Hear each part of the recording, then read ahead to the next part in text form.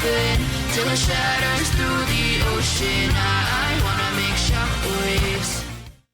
Ladies and gentlemen, boys and girls, cats and dogs and other fur animals, this is Ernie, and welcome to the first episode of a new and improved Kerbal Space Program series. This is Kerbal Universe. Now, this is a career mode game, and I've changed a few things up. We're now on version 1.8. We have a very beautiful sky environment, and there's the kitty climbing on the computer, which she knows she's not supposed to do. There we go, we got her off the computer. So yeah, I've updated a lot of the mods. We're on version 1.8 now instead of 1.7. This version runs a lot smoother. It loads a lot smoother too. So we're gonna go ahead and just see what we can do with this. And I have started off from the Space Center here, and I have decided to rename the Space Center, at least in terms of what I'm going to call it. You can't really well rename the Space Center, but you all have seen that I have been sort of memorializing Regis Philbin, so I figured it'd be fitting to call it the Regis Philbin Memorial Space Center, or Philbin Space Center for short. But we're going to go ahead and get started here. Oh, and there's another kitty. We've had a kitty hanging around here, so I'm going to have to figure out where she came from. But either way, we're just going to conduct this episode in real time. After this, there will be a lot more. There will be a return of the 4 times bug that I like to use to just sort of speed things along. And you won't be seeing a lot of my build process. It's only because I'm building a very simple spacecraft that I'm going to go ahead and go through this. Okay. Okay, Werner's checker does not particularly need to be open. Of course, we're just waiting for the lag to clear. There it goes. Okay, let's go ahead and fly an M38 unoccupied guidance system because I'm trying to do probes before crew. Okay, configuration. Update rate is going to be 30 cycles per second, and I need game skin. For various reasons. I should have put that in blue, but oh well. Yeah, I get this really powerful engine, but I get tiny fuel tanks. I also get a lot of these spherical things that I'm not sure. Oh. They're not that big. And then there's that thing. Or that.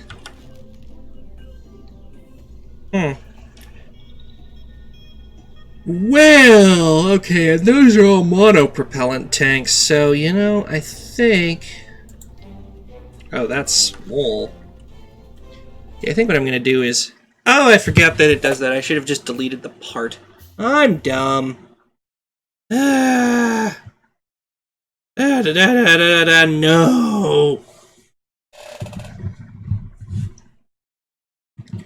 Okay, so we're going to go ahead and go with the Staputnik, I believe. Is going to be our first part. There we go. Okay, Proboltobodyne Staputnik, waiting for the lag to clear. I mean, it's worried about electric charge. We're not going to be going up for very long. It's just going to last... Wow! What? How much power does that? 1.7 per minute? Why? Why are you saying it'll be gone in 13 seconds? It has 10 electric charge and 80 reserve power. So, okay, that... Okay. Can I change the color, please? Let's get that right. I'm going to go ahead and unlock the HUD position and put it there. No, there. Okay, now that's out of the way. Go away, menu. A cardboard tube stuffed with explosives. Maybe I could build a sounding rocket. Maybe I could stop being so fancy and just... I keep doing that! Oh my good lord. I need to stop doing that!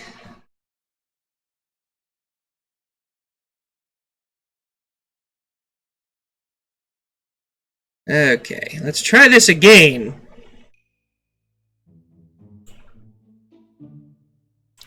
So to start with, I need a sounding rocket payload truss, a very small one. Okay, lag is clearing. There we go. And we're going to want an avionics package so we can steer this thing. And we have to turn off the angle snap to make sure it'll fit in there. Yep, there we go. Just make sure. Yeah. Alright, now we stuff this cardboard tube with science. Oh. Those are big. I didn't realize just how big those are in this little tiny package. Okay, well, I'm going to send up the aeronomy experiments this time and a thermometer.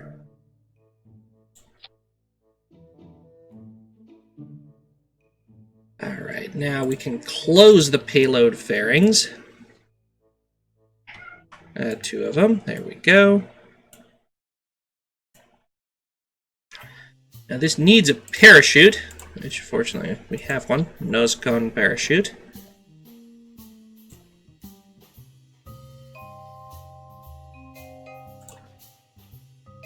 Now I thought these were supposed to have decouplers. Because that's supposed to be a second stage one. But that's massive. Okay.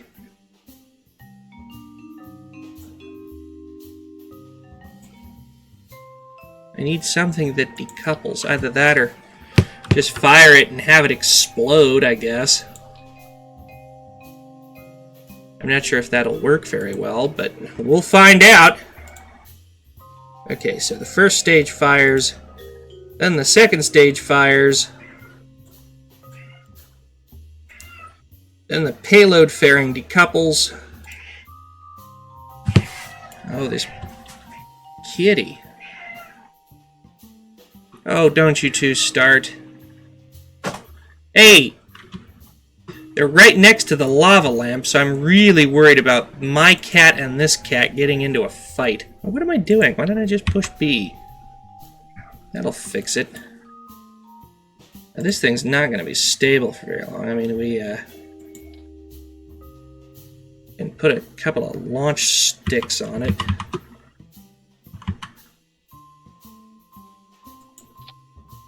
Okay, and then what I think I need to do is rotate. Select a part to rotate. And just be like, ew. Okay, that should do it. Let's build that.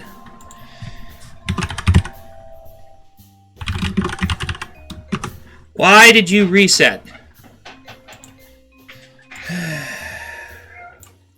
Save. And to see just what we're going to call this thing, we are going to call it... Well, I have kitties here. Let's call it SD Whiskers Feline. Build. Oh, kitty kitty. Here's the thing. I don't know whose cat this is. It's a very pretty cat, but she occasionally just shows up outside my window. I'm starting to get worried about her. After this is done recording, I'm going to go out and see if I can get to her.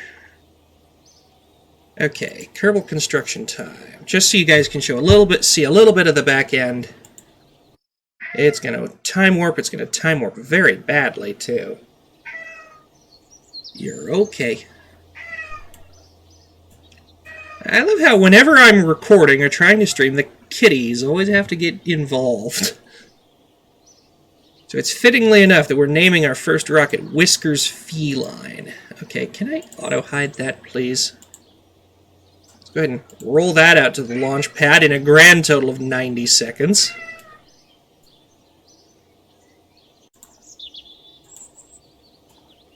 And launch. So, first launch of the program, little tiny sounding rocket. Not even sure if that second stage is going to work. Not even sure if the whole rocket's just going to explode the moment I try and fire the thing. But I guess we'll find out. And we'll see just what it's capable of. It's capable of meow, most certainly. Definitely meow. Always meow. And this has been a very long and, quite frankly, more time between actually getting to building a rocket and, launching the thing than I intended. I mean, we're at the 10-minute mark now. And I know some of you are going to be checking your video timestamps, but remember, there's an intro, too. But we're at the 10-minute mark of the... Whoa. Okay. Definitely some cleanup that has to be done here. Okay. Configuration. Game skin. Game skin. Set those to 30. Apply. Unlock the HUD positions because they don't need to be up there. Okay, that one can go there. This one can go here. That can go here.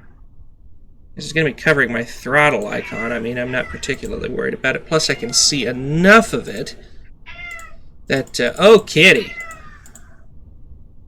I'm not sure what to do for her either, is the problem. Alright, Flight Manager for reusable stages. You do not need to be open right now. I have a bunch of icons over here again. I thought I moved everything over. Alright, well, regardless, we are going to launch this spacecraft and go.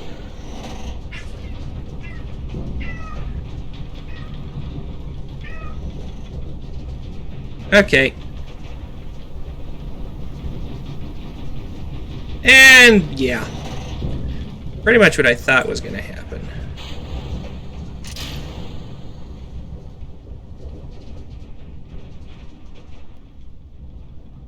Because I forgot to put fins on! Yay! Yep, and I can't even run the science experiments because the avionics package doesn't have any power. That's lovely.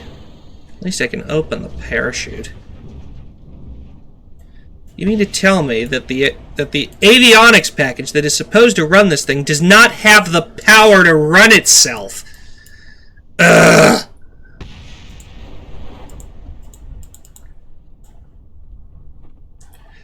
Well, I think that's a suitably ignominious start to our space program here. There's, of course, Philbin Space Center in the background. Yeah, KSC, that's not what we're calling it, but, yeah.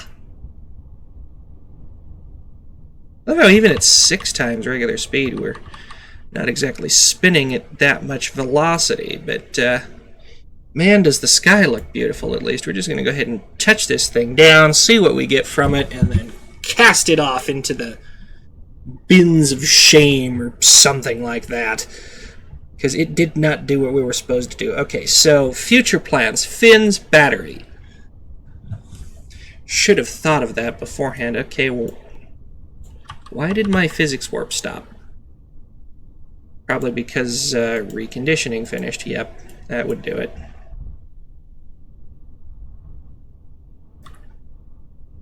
And we're going to touch down here in just a little bit. Just got to scoot it down with a bump. I'm sorry?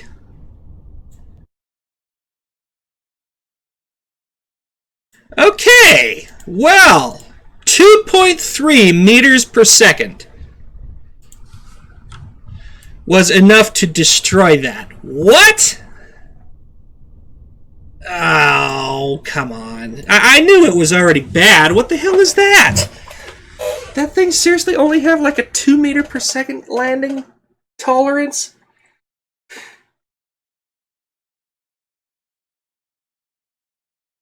I've never seen a spacecraft so touchy before.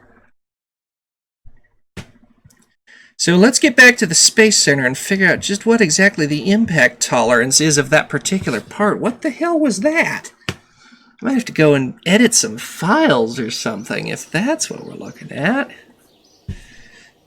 Are you telling me you can't put that much science in those? Okay. Well, we're not going to let that stop us. We're just going to go into the Space Center here and figure out what exactly went wrong. Grrr. Okay, so I think that part's impact tolerance is way too low. I think we need to start using something else. Like maybe I'm going to use that bigger probe core with just a trash bin full of boom, a parachute on top, and some science strapped around it is going to be my thinking. What is the impact tolerance of that part? Oops, I need payload.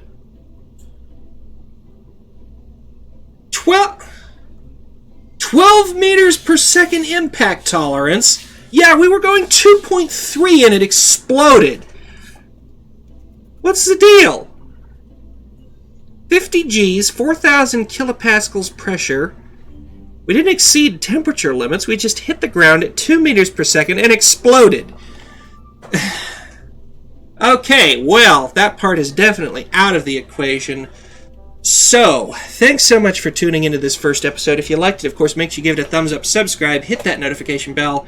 Check out Twitch, Discord, and my website in the description. If you really like us, consider getting some merch or donating on the website, Buy Me a Coffee, or Patreon, all of which are also in the description. In the meantime, from Studio 9, this is Regis signing off. Thanks for watching, and take care.